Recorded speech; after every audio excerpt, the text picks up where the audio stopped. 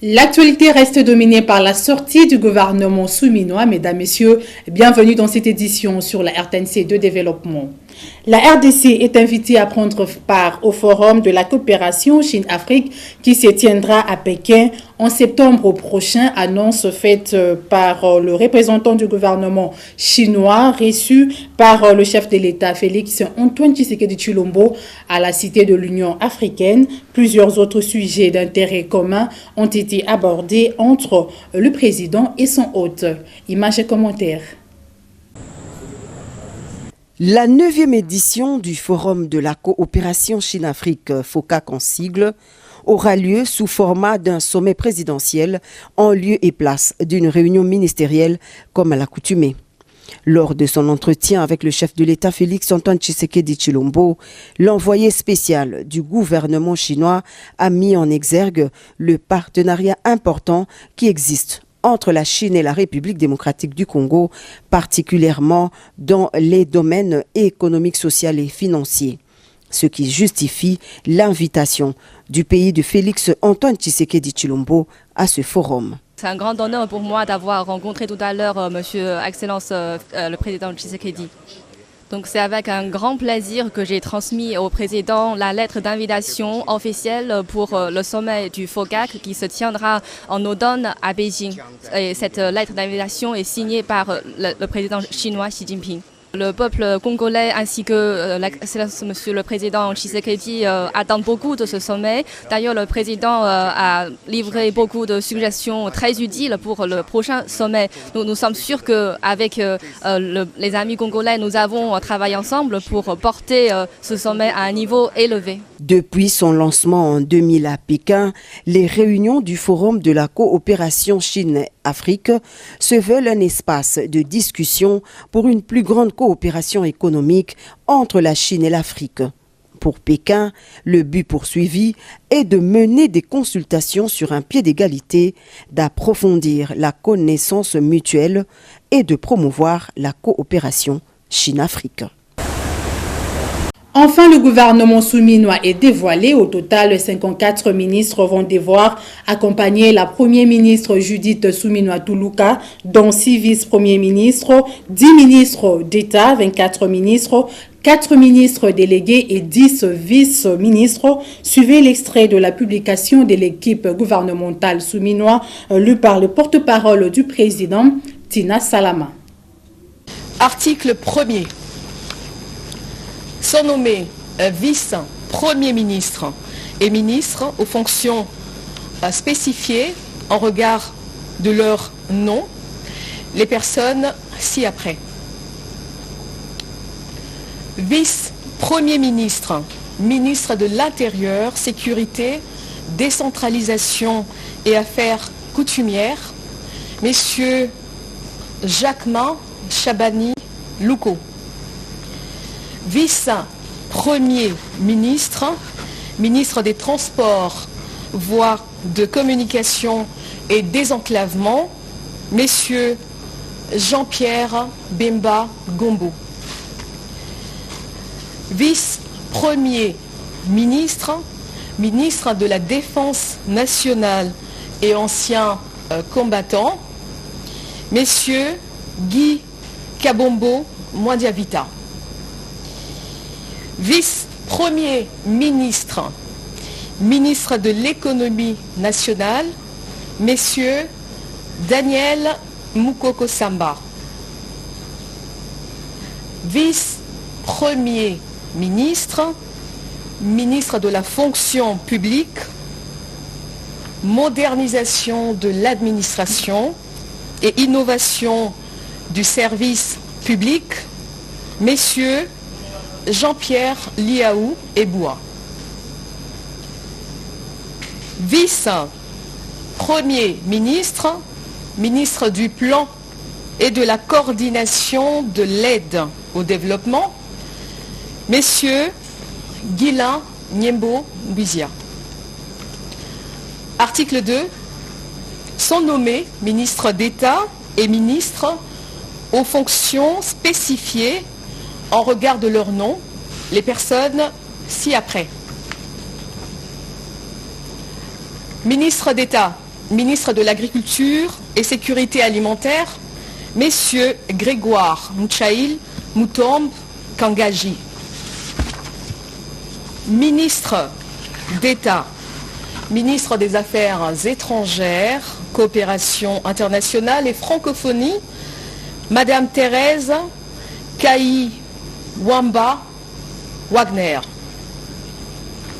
Ministre d'État, ministre de l'Éducation nationale et nouvelle citoyenneté, Madame Raïssa Malou Dinanga. Ministre d'État, ministre de l'Environnement et Développement durable, Madame Ève Bazaïba Massoudi. Ministre d'État, ministre des Infrastructures et Travaux Publics, Messieurs Alexis Guissaro Mouvouni. Ministre d'État, ministre du Budget, Messieurs Aimé Boji Sangara. Ministre d'État, ministre des Affaires foncières, Madame Acacia Badoumola Bongo. Ministre d'État, ministre du Développement rural, Messieurs Mouindo Nzangi. Ministre d'État, ministre de l'Aménagement du Territoire, Messieurs Guy Luando Mboyo. En rapport toujours avec la sortie du gouvernement souminois, quelques honorables députés ont donné leurs avis sur la qualité de membres de ces gouvernements conformément aux attentes de la population RD congolaise. Ils sont au micro de Demersin Timba. Nous sommes très contents, nous sommes avec notre peuple. Nous sommes très contents parce que finalement, le gouvernement tant entendu a été publié. Et lorsque l'on suit déjà par sa composition, parce que déjà le gouvernement est tenu par une femme, on voit le nombre de femmes qu'il y a dans le gouvernement, on voit aussi des personnalités sélectionnées. En tout cas, je peux dire au président de la République que ce gouvernement est rassurant. Et le peuple congolais et nous, députés et élus du peuple, nous allons investir ce gouvernement. Parce que ce gouvernement est constitué, d'abord le président de la République nomme un premier ministre, c'est sur base de la confiance qu'il a fait à ce premier ministre. Nous allons bel et bien investir le gouvernement et le gouvernement fera son travail. Je trouve que les personnalités qui sont là pour l'instant, nous avons des anciennes figures, nous avons des nouvelles figures. Le chef de l'État a, pour encore une fois, tout fait pour que nous ayons une grande représentativité de la femme dans ce gouvernement. C'est une bonne chose. Un jugement aujourd'hui, c'est trop avancé. Je trouve qu'il est grand temps qu'on qu'ils se mettent au travail, qu'ils nous amènent leur programme de gouvernement et après on aura tout le temps de pouvoir analyser. Pour l'instant, la seule chose que je peux dire, le peuple attend de voir chaque institution faire son travail, le gouvernement faire son travail, le Parlement faire son travail et le reste nous verrons par après. Et de son côté, la population congolaise attend les résultats palpables et qui vont répondre à leurs déshydratats. Nos reporters Sarah Atundu et Richard Célio ont recueilli leurs propos. Suivez. Plusieurs défis attendent l'équipe gouvernementale qui va devoir accompagner la première ministre Judith Suminwa Tuluka. C'est entre autres la vie sociale qui devient de plus en plus difficile pour le petit peuple, l'inflation du taux de dollar sur le marché, le panier de la ménagère difficile à tenir, le taux de chômage élevé, l'insécurité urbaine qui bat son plein, la guerre à l'Est, la liste n'est pas exhaustive. La population quinoise a présenté ses attentes à l'occasion de la publication de ce nouveau gouvernement tant attendu. Le pays vraiment, sans gouvernement, donc ça ne va pas. Et comme la femme Et maintenant, le Premier ministre, vraiment, je suis fier. Je suis fier. Parce que la femme aime vraiment la fierté. Elle doit vraiment travailler. Je suis d'abord très content. Et tout ce que moi je peux demander au gouvernement, il y a des défis que le gouvernement de Maman Toulouka doit prendre en charge. Premier défi, nous avons la guerre à l'est de la République. Une guerre qui a tant duré, une guerre qui a fait perdre beaucoup de Congolais. Ça c'est un élément. Un autre élément, c'est la vie sociale de la population. Mais tout ce que nous demandons à la dame, c'est de donner une différence. Nous comptons sur vous, puis nous disons merci au président de la République. Ce qu'il a d'abord fait à la madame ministre, c'est qu'ils ont accepté que les femmes soient aussi avec eux. C'est ça notre souhait, c'est ça notre combat. Il n'y a pas encore le temps à perdre. Ils doivent se mettre vite au travail parce que le peuple souffre vraiment. Le peuple souffre, nous on attend les résultats. Espérons que le gouvernement souminois répondra aux desiderata de la population après avoir pris connaissance de ce qui l'attend. Je ne suis pas seule sur ces plateaux, je suis accompagnée de Madame Annie Maudit, experte en genre et développement, directrice exécutive de l'ONG Afia Maman. Bonsoir Madame. Bonsoir Madame Fala. Réel plaisir de vous recevoir sur notre plateau. Merci. Quelle lecture faites-vous après la publication du gouvernement souminois? Notre lecture après la sortie de ces gouvernements, c'est vraiment une réaction de joie, de satisfaction et aussi vraiment une réaction positive en ce sens que ça fait des décennies que nous militons. Je n'ai pas commencé cette lutte, j'ai poursuivi la lutte que les aînés activistes de droits des femmes ont débuté. Nous pouvons parler depuis Sophie Kanza jusqu'à aujourd'hui et pour la première fois que nous avons une femme chef du gouvernement, son Excellence Madame Judith Toulouka, pour la première fois nous dépassons en même temps la barre des 30% des femmes dans le gouvernement central. Et aussi, nous avons remarqué dans notre lecture que la réduction de la taille du gouvernement a contribué à l'augmentation au fait du taux des femmes dans le gouvernement central, parce que cette réduction des 6,7%, je pense, de 59 à 55 membres du gouvernement a fait en sorte que 18 membres du gouvernement nous conduisent à peu près à 32,4% si mes calculs sont bons dans ces gouvernements.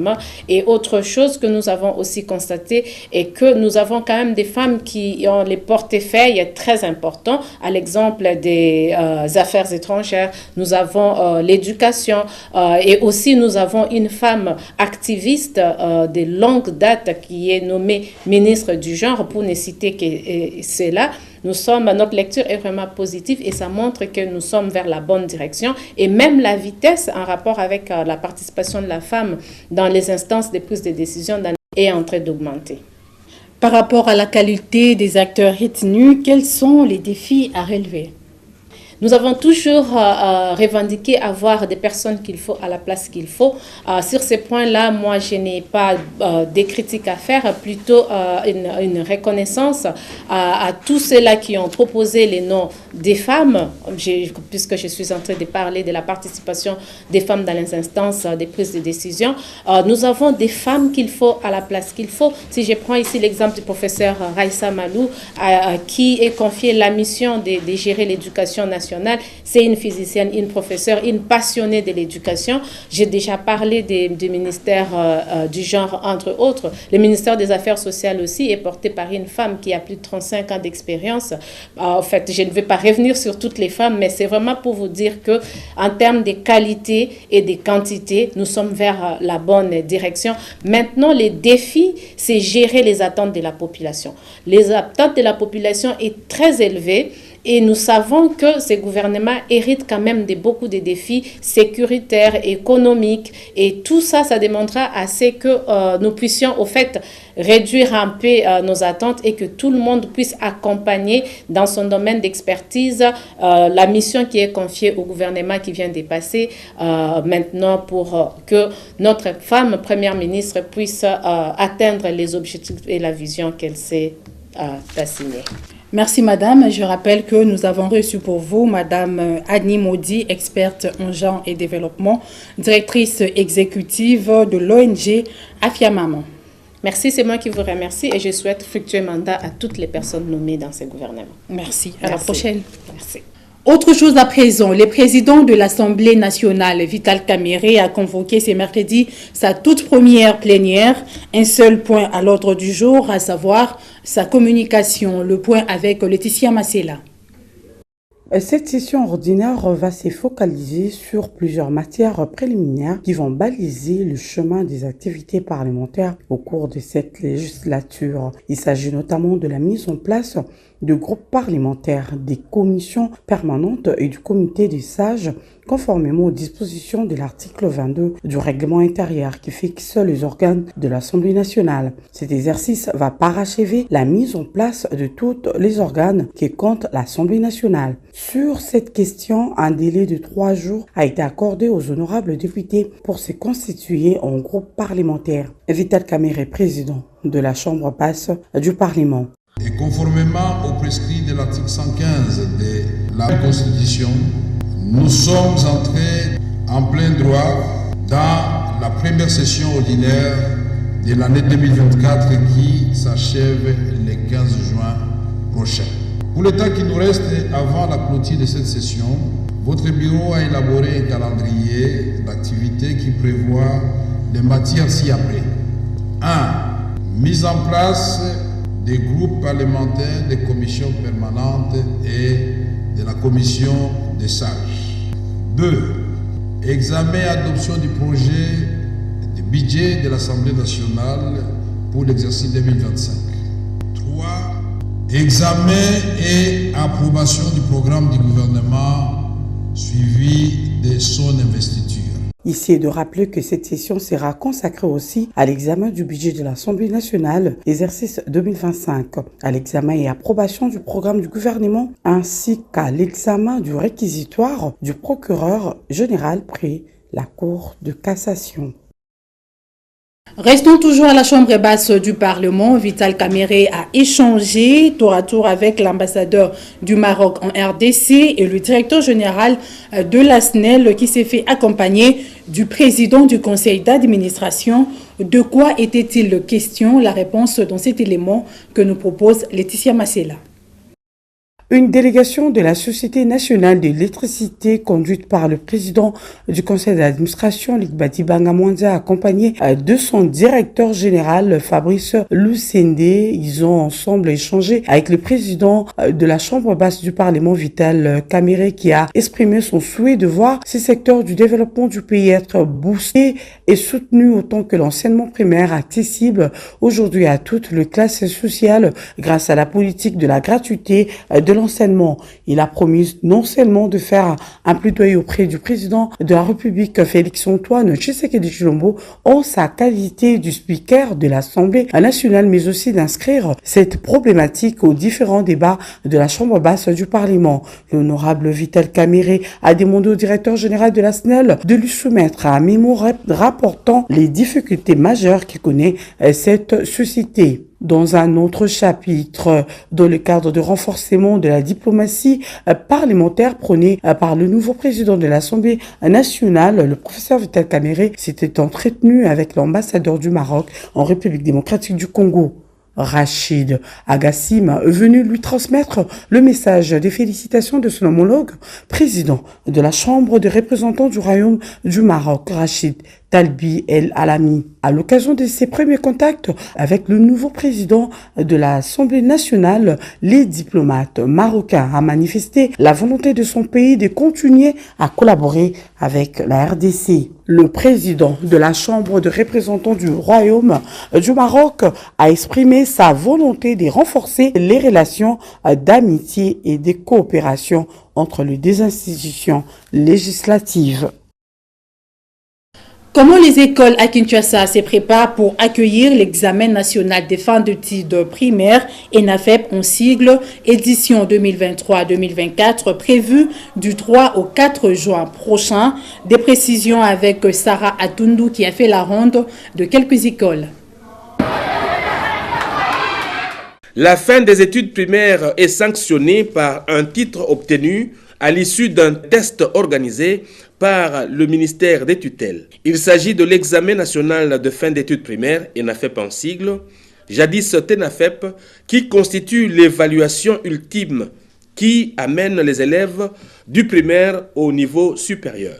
Le calendrier scolaire 2023-2024, signé et rendu public le 27 avril 2023, a fixé la période de ces examens du 3 au 4 juin 2024. Quelques encadreurs des écoles visitées de la capitale, ils s'y prennent pour préparer les élèves finalistes pour ces épreuves.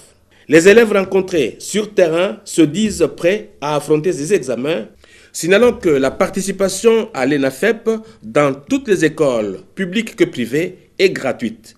Le gouvernement de la République a pris en charge tous les frais de participation pour cet examen depuis l'effectivité de la gratuité de l'enseignement primaire prônée par le chef de l'État Félix-Antoine Tshisekedi.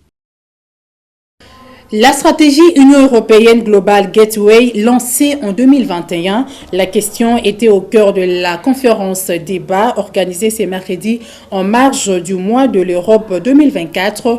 Activité conjointe signée la Commission nationale de jeunes entrepreneurs de la FEC et la délégation de l'Union européenne en République démocratique du Congo. Les détails avec Christ Soumoula.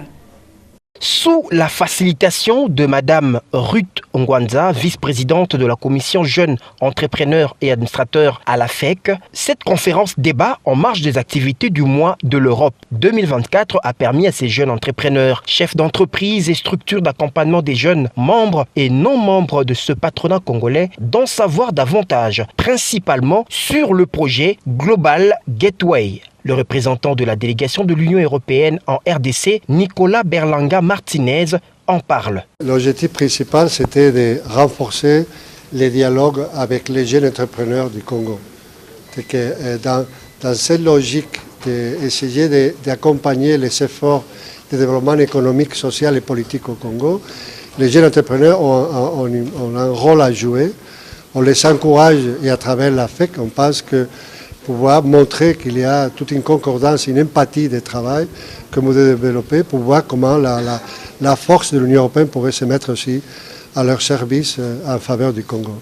In facto, Global Gateway devrait donc permettre notamment de développer des connexions fiables et favorables au processus de développement selon les besoins des pays. Christopher Mukoka, vice-président de la Commission nationale des jeunes entrepreneurs de la FEC, revient sur l'importance de cette conférence débat. Les impressions sont très bonnes parce qu'en fait, l'activité consistait à mettre ensemble les jeunes entrepreneurs congolais avec le représentant de l'Union européenne, de la délégation de l'Union européenne en RDC, pour discuter en fait de ce fameux programme Global Gateway qui consacre 150 milliards d'euros aux pays africains sur un certain nombre de piliers, dont les piliers qui concernent les jeunes entrepreneurs. Donc l'idée c'était qu'ils puissent venir, qu'ils puissent nous présenter ce qu'il en est, comment on peut accéder à ces financements, sous quelle forme, qu'on peut mettre en place. Et l'ambassadeur a été très gentil parce que bon, il nous a laissé parler de tous les sujets, même les sujets qui fâchent, et il a eu un franc-parler qui nous a permis de dire clairement ce qu'il en était. Et il était important pour nous de rappeler qu'on est jeunes entrepreneurs, on est d'abord entrepreneur, on est d'abord opérateur économique et que la démarche n'était pas d'être dans une attitude de quémander, mais plutôt de voir dans quelle mesure on pouvait avoir un partenariat constructif pour tout un chacun. Et globalement, moi je suis extrêmement satisfait. Un échange à bâton rompu entre la délégation de l'Union européenne et ces jeunes était au rendez-vous. La Commission nationale des jeunes entrepreneurs en a profité en outre pour présenter les différentes recommandations des jeunes formulées lors de la table ronde du 3 mai dernier. Prochaine étape, la mise en place d'une plateforme permanente pouvant permettre de traiter des facteurs clés spécifiques. Et ces cultes d'action des grâces organisés à l'occasion de la commémoration du 2e anniversaire de l'Alliance des Congolais progressistes. À cette occasion, son autorité morale, Jean Tiningo Bilambaka, a remercié le chef de l'État pour son accompagnement et son engagement. Images et commentaires. Telle une nouvelle vague au sein de l'Union sacrée, l'Alliance des Congolais progressistes a soufflé sur ses 2 bougies. Pour la circonstance, une messe d'action des grâces a été dite ce mardi 28 mai, couplée à d'autres activités pour donner du relief à cette date d'anniversaire. 2 ans après sa création, cette formation politique a su conquérir les cœurs des Congolais qui ont trouvé un cadre idéal pour servir les pays et faire connaître leurs ambitions. Implantée partout à travers la République et dans quelques pays étrangers, l'Alliance des Congolais progressistes a contribué largement à la réélection du président de la République, Félix Antoine Tshisekedi Tshilombo, pour son second mandat.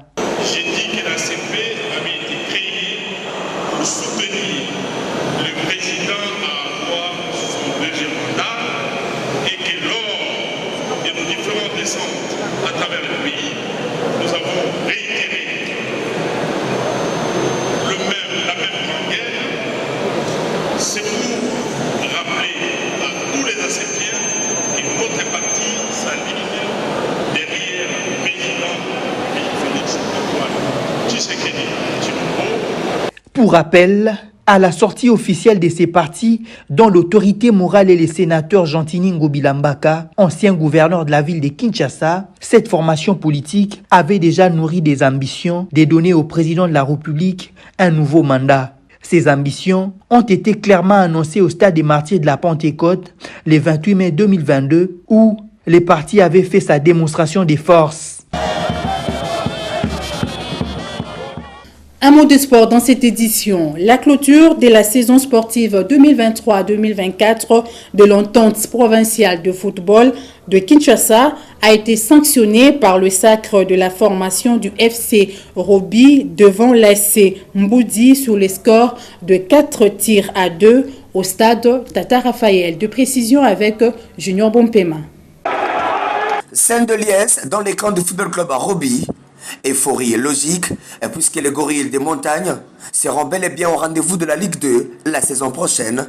Quoi de plus normal de se réjouir après une finale âprement disputée. La saison aura été longue et très longue même pour les deux équipes. Ainsi donc, dans les deux camps, l'on ne jure que par la consécration. Une finale ne se joue pas, mais elle se gagne. Il est 15h pile, l'arbitre Ogi Mabokoma donne le go et les hostilités sont lancées. Les 45 premières minutes sont très mouvementées car les deux équipes créent des occasions nettes, des buts. Mais le réalisme manque toujours à l'appel. 0 but partout, score à la pause. Après les citrons, le match prend une toute autre dimension puisqu'il faut forcer la décision. C'est ainsi qu'à la 53e minute, sur un joli centre venu de la gauche vers la droite, Likombe Eyoko place une tête piquée et bat les Portinga Makala du football club à Roby. 1-0, les hippopotames mènent au marquoir.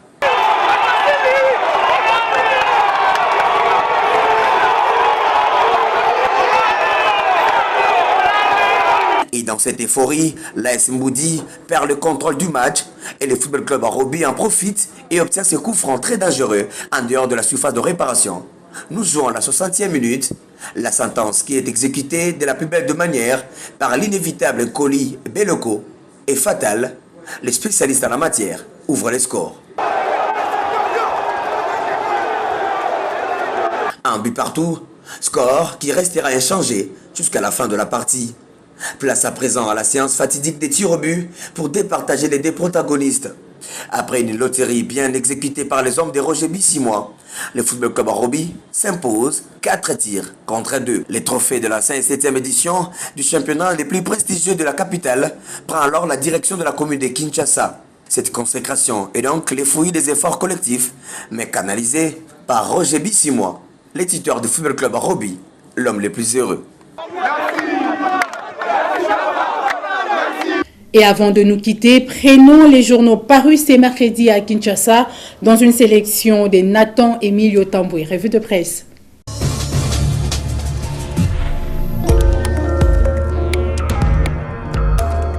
Bienvenue à la sélection de journaux parus cette matinée dans la capitale congolaise, largement commentés sur la sortie du gouvernement souminois. RDC, publication de la liste des membres du gouvernement Judith Souminois, écrit l'agence congolaise de presse à sa une. Selon le bulletin, le gouvernement de la première ministre Judith Souminois a été publié au terme de l'ordonnance du président de la République démocratique du Congo, lu mercredi à la RTNC depuis la cité de l'Union africaine par sa porte-parole Tina Salama, et à la dépêche de noter que cette équipe de l'exécutif du second mandat du président Félix Tshisekedi post-élection de décembre 2023 est réduite à 54 membres contre 57 du gouvernement Samba Lukonde. En croire l'agence congolaise de presse, la nouvelle équipe gouvernementale compte 6 vice-premiers ministres, 10 ministres d'État, 24 ministres, 4 ministres délégués et 10 vice-ministres. Plusieurs défis attendent la première ministre Judith Suminwa et son équipe, ajoute le bulletin, notamment la sécurité dans l'est de la RDC, la stabilisation du taux des dollars qui influe sur le social, la création des emplois et la relance de l'agriculture, commente la dépêche. 6 vice-premiers ministres, 10 ministres d'État, 24 ministres, 4 ministres délégués et 10 vice-ministres. Voici les 54 membres du gouvernement souminois, rapporte le tri hebdomadaire Africa News. L'attente a été longue, écrit le tabloïd, 59 jours au total. Nommée le 1er avril, la première ministre Judith Suminwa Tuluka tient enfin son équipe des 54 membres, soit 3 de moins que son prédécesseur. Dans le lot, note le tri hebdomadaire, 23 membres du gouvernement Sama remplissent, dont 15 dans les mêmes portefeuilles. Parmi les entrants, explique le journal, il y a notamment le professeur Daniel Mukoko Samba et Guy Kabombo, nommés vice-premier ministre en charge respectivement de l'économie nationale et de la défense nationale, mais aussi Constant Moutamba, désormais ministre d'État en charge de la justice. On note un nombre considérable de femmes, souligne Africa News. Gouvernement souminois, enfin de la fumée blanche, s'exclame Forum de Zas. Ce gouvernement composé de 54 membres, révèle le confrère, comprend à la fois des visages familiers et des nouveaux venus. Au journal de mentionner, le ministre de la Communication et porte-parole du gouvernement, Patrick Mouyaya, a été maintenu à son poste, tout comme le ministre de la Santé publique, Samuel Roger Kamba. Des nouveaux ministres, précise le quotidien, tels que Daniel Mukoko Samba pour l'économie nationale et Safi Sombo, ministre de l'enseignement supérieur et universitaire, ont fait leur entrée au sein du gouvernement. La publication du gouvernement, constate Forum des As, intervient dans un contexte politique extrêmement tendu, marqué par des luttes et des tractations acharnées au sein de l'Union sacrée, plateforme soutenant le chef de l'État Félix Tshisekedi. La première ministre espère mettre en œuvre son programme dans des domaines prioritaires comme la sécurité, la création d'emplois pour les jeunes, le développement économique, conclut le quotidien Forum des As. Attendu depuis environ 2 mois, enfin le gouvernement Judith Suminwa nous signale la référence plus. Encore un gouvernement éléphantesque et budgétivore, s'exclame le journal, alors que le commun des mortels congolais s'attendait à un gouvernement de petite taille. C'est un gouvernement au même format que le précédent que Mme Suminwa exhibe au peuple congolais, constate la référence plus, mais un gouvernement en augmentant du nombre de femmes dont la formation intervient à ces jours à la suite de la réélection écrasante de Félix Antoine Tshisekedi à la tête du pays pour un second mandat constitutionnel. Il est à espérer que, tenant compte des critères de compétences professionnelles et de morale éprouvés sur lesquels Madame le Premier ministre s'est fondée pour la nomination des membres de son équipe gouvernementale, cette dernière serait prête à aider le chef de l'État Félix Tshisekedi à honorer ses 6 engagements pris solennellement avec le peuple congolais pour son bien-être, indique la référence plus. Un nouveau gouvernement, plusieurs défis, Judith Suminwa Tuluka, voici l'équipe complète, titre à sa une, le journal La Prospérité. Guerre dans l'Est, à l'effet de provoquer une strangulation, misère sociale sans cesse croissante, inflation et même stagflation qui atteint le paroxysme, travail au ralenti et navigation à vue, corruption endémique et systémique dans le fonctionnement de corpus institutionnel, train de vie élevé des animateurs des principales institution, s'interroge la consoeur. Et au quotidien d'insister, Judith Souminoa Toulouka et sa nouvelle équipe ont là en tout cas des défis multiples à relever. La coordination des actions ainsi que la cohésion gouvernementale s'imposent, s'exclame la prospérité. D'ailleurs, pointe le quotidien, la réussite du deuxième mandat de Félix Tshisekedi dont l'installation des nouvelles institutions aura déjà bouffé plusieurs mois dans les titres en dépend étroitement. D'où la nécessité de rafistoler un programme d'action à la hauteur des ambitions, de toutes les ambitions, martèle la consoeur. C'est tout pour cette revue de presse. Bonsoir.